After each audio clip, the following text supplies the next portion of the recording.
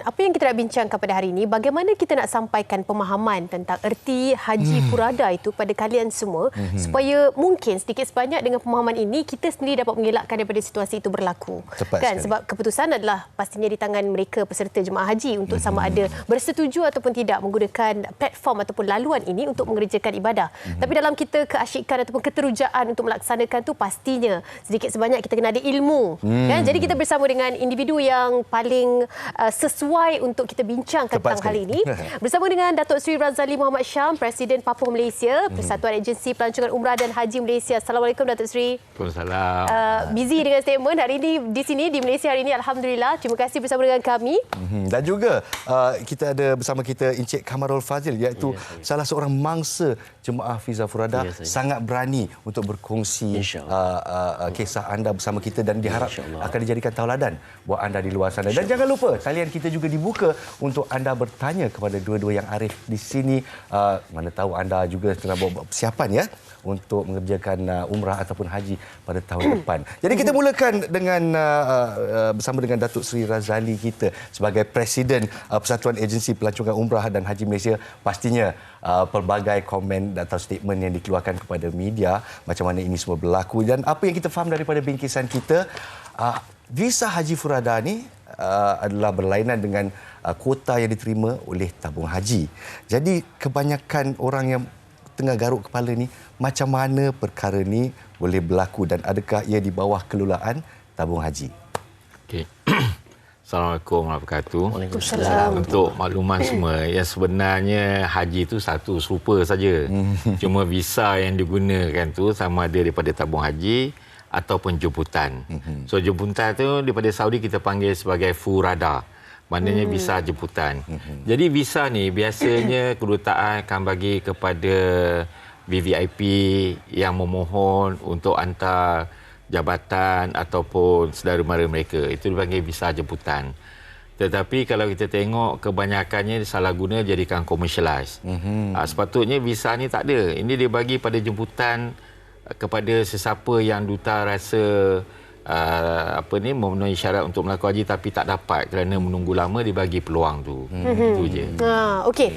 Encik Kamarul bersama dengan kita, salah seorang mangsa yang terlibat dalam insiden ini, yang pastinya ini bukan satu perkara yang gembira untuk diceritakan, tapi kita terpaksa highlight. Macam mana yang Datuk Seri kabarkan tadi, visa Furada merupakan satu jemputan. Adakah cakna dengan situasi itu sebelum bersetuju untuk menjadi peserta Haji Furada? Baiklah, macam mana saya nak mulakan ya? Kes macam sebegini, saya pertama kali saya redha dululah. Ya, pastinya, betul. Mungkin haji saya setakat KLIA je lah. Dan saya betapa gundah gulananya hati ini nak menerangkan macam mana keadaan saya bila mana dengan 380 jemaah yang terkandas. Bagi saya menyaksikan pada peristiwa pada hari kejadian itulah. Jadi sehingga saat dikatakan delay daripada jam 4 dan kemudian jam 7, dan hari sekali CEO mengatakan Tan Sri tersebut, Tan Sri pun saya tak tahu Tan Sri apalah yang menguruskan haji kita ni orang.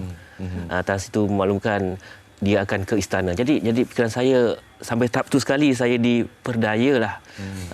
Jadi saya pun akurlah kerana itu ketentuan Allah Taala. Jadi pada tahap tu apabila Tan Sri yang disebut-sebutkan ini memberitahu bahawa dia akan ke istana, adakah masih menanam harapan bahawa anda masih dapat naik ke? Kita dah tahu dah ni. Saya dah tidaklah gitu, sebab mengikut peraturan kita nak ke istana pun kita ada prosedur dia, bukan terus pergi terjah aja ke istana. Jadi perkara itu dah tak logik bagi saya dan 380 jemaah tersebut. Dan saya rasa saya dah mula drama dah berakhir di situ.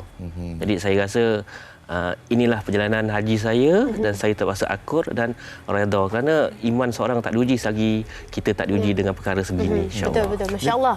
Okey, Datuk Seri, kita di sini mungkin ini bukan asing lagi berlaku dalam kalangan jemaah haji di Malaysia. 8 tahun Datuk Seri. Mungkin masa PKP tu rehatlah sekejap, tak dengar tentang isu ni kan Datuk Seri. Tapi sebelum tu isu tentang jemaah haji ditipu oleh agensi yang berkaitan berbezalah kan. Kita bukan nak mention tentang satu dan menuding jari ke mana-mana, tetapi situasi ini berlaku setiap tahun boleh dikatakan. Jadi apa komen Datuk Seri bila melihat pada ini, macam seolah-olah tidak ada kesudahan, tidak ada penyelesaiannya? Okey, kalau kita tengok visa Furada ni biasanya dapat penghujung-penghujung musim.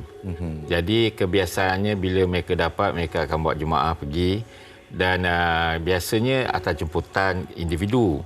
Tetapi kadang individu ni pakai, contoh dapat 10 visa, dia pakai 2. So 8 tu dibagi kepada agensi mana yang menguruskan.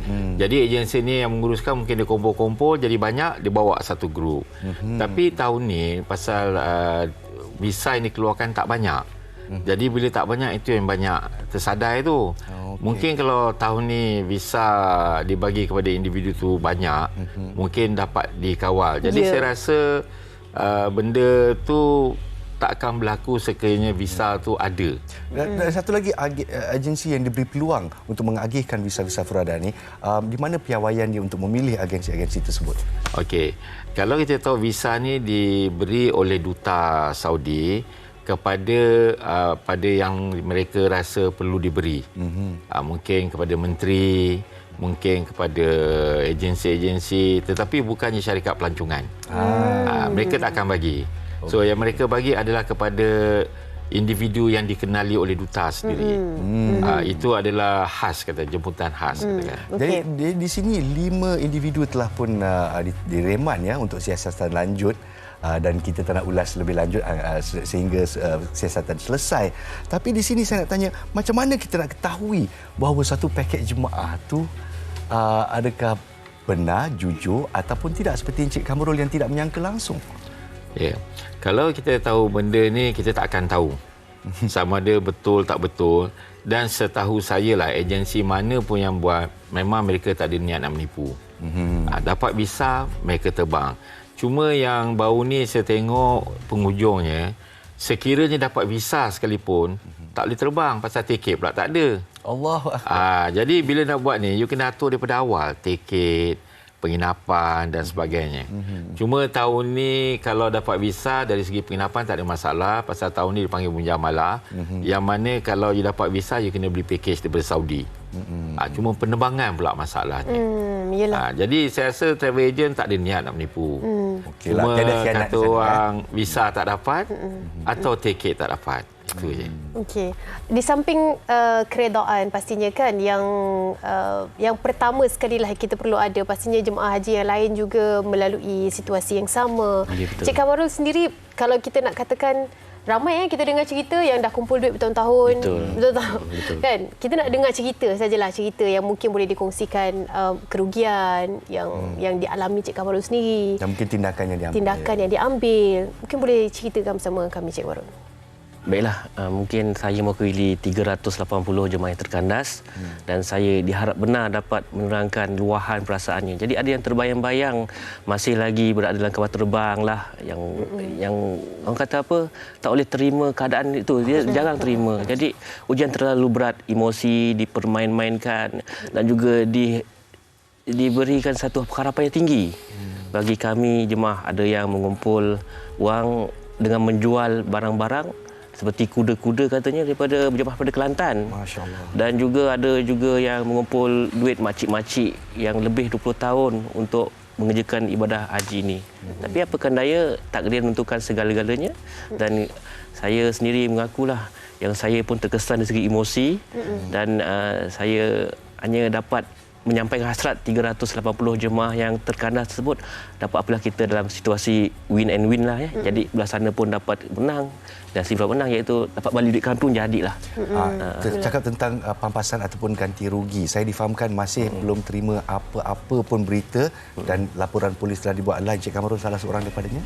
Ya, betul. Jadi saya mengharap sangat-sangat, sekali lagi saya merayu pihak yang berwajib seperti Motek dan juga Menteri Jawatan Agama lah, Dato' Idris Ahmad, dapatlah apa kiranya membantu kami yang teraniaya ini. Kira kes teraniaya lah, sebab kami didatangi oleh agamawan-agamawan. Ada yang timbalan mufti pun ada join syarikat ni untuk menjaga haji seluruh Malaysia daripada Sabah, Sarawak, dan berkumpul dalam suasana yang sangat-sangat, orang kata apa, hiruk pikuk lah dia dalam suasana. Ada yang satu anak tu, betul-betul anak kecil kata, Tok, bila Tok nak berangkat, Tok? Ya Jadi, ya Allah, saya cakap sedih dengan situasi anak kecil dia tu. dah buat kenduri sebab keluarga nak pergi haji kan. Betul. Tengok raut muka Datuk Seri pun dah nampak sedih Datuk. Jadi bila kita tengok luahan hati daripada Encik Kamarul, saya nak bertanya kepada Datuk Seri, macam mana kita nak elakkan perkara ini daripada berlaku lagi dan lagi dan lagi?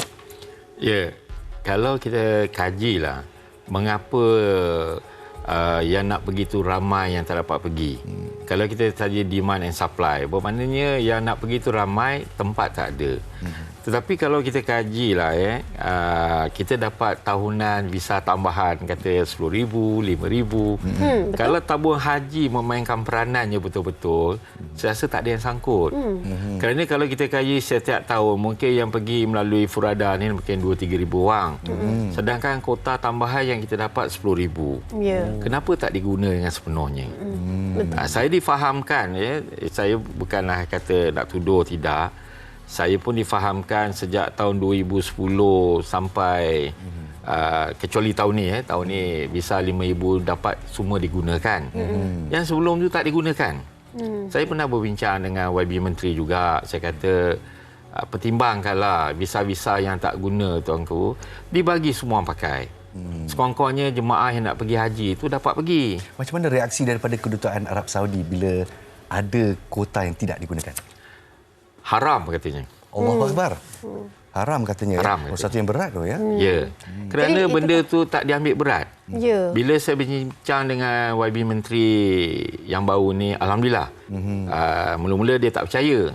Saya kata YB siasat. Bukan fitnah, saya kata. Pasal YB kata saya fitnah. Saya kata bukan fitnah, YB siasat dulu. So lepas tu dia pun tengok, mungkin dia perasan benda tu, dan tahun ni alhamdulillah visa tambahan tu dipakai habis. Jadi benda ni sebenarnya kalau daripada dulu tabung haji ni yang diberi mandat untuk menjaga dan amanah untuk memberi hak rakyat kepada pencarun, kepada orang ramai, saya rasa benda itu tak timbul. Timbulnya kerana nak pergi lagi ramai daripada apa yang dia ada tempat.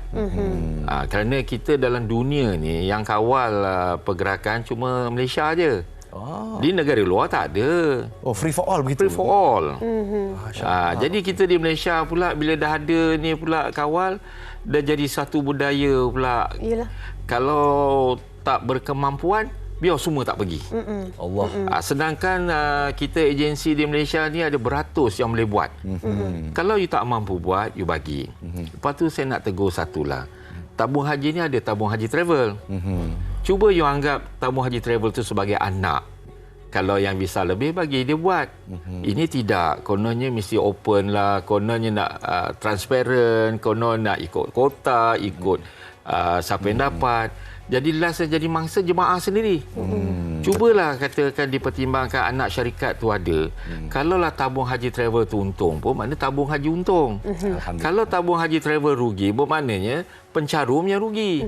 So Minda ni kena board of directors tabung haji tu kalau boleh fikirlah. Jangan anggap tabung haji travel tu sebagai pesaing. Anggap tabung haji travel tu sebagai anak sendiri.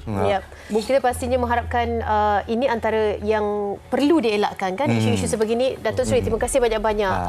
Ini satu pencerahan dan pastinya bukan sebelah pihak saja, kita bakal perdengarkan pihak yang lagi satu, itu pastinya pihak tabung haji. Cuma hari ini tidak dapat bersama dengan kita tak dapat nak mendengarkan penjelasan. InsyaAllah kita akan bawakan supaya ramai dapat dengarkan penjelasannya bersama, insyaAllah. Dan kita juga ucapkan terima kasih kepada Encik Kamarul di atas perkongsian beliau. Saya tahu ia amat sukar dan saya tahu amat kecewa, tapi dengan perkongsian ini diharapkan bahawa penonton-penonton kita di luar sana cakna akan apa yang berlaku tentang visa Furada dan jangan diperdaya, jangan kita terpergalai di KLIA. Kita tak nak dengar lagi kalau boleh beratus-ratus orang yang tersadar. Ya Allah. Okey, terima kasih kita ucapkan Datuk Seri Razali Muhammad Syam, Presiden Papua Malaysia, dan juga Encik Kamarul Fadzil, salah seorang mangsa jemaah haji Furada baru-baru ini.